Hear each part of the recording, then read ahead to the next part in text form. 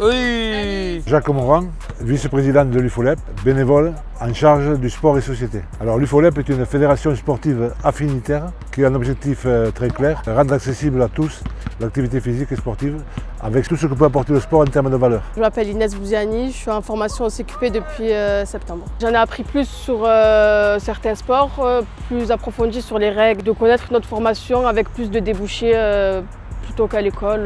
Le CQP est accessible à tout le monde. C'est le certificat de qualification professionnelle, animateur loisirs sportifs, jeux sportifs et jeux d'opposition, que nous avons jugé le plus facile pour les jeunes, puisque tout le monde a pratiqué à l'école un minimum de sport. Alors les débouchés du CQP, c'est l'initiation et l'encadrement. On reste dans le cadre de solidarité et de l'aide par rapport aux jeunes. Tous les jeunes que nous accueillons ont quelques problèmes, soit dans la confiance en soi, soit dans l'estime de soi, divers freins pour entrer dans une formation normale.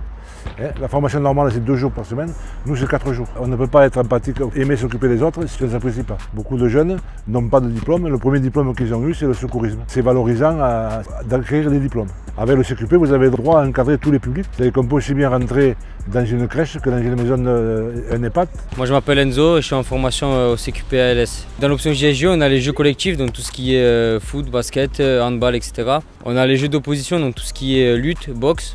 Et on a aussi les jeux de raquettes, donc tout ce qui est tennis, badminton, ping-pong, etc. Du coup, la formation elle dure 8 mois. Pendant ces 8 mois, on doit faire 80 heures de stage dans une structure sportive ou alors dans un accueil de loisirs ou un pige. Beaucoup de jeunes reçoivent des indemnités, soit de la MLJ, soit du conseil départemental par le biais du RSA. Ils ne viennent pas là que pour se promener, quoi. Ils sont là pour bosser et pour avancer dans leur vie.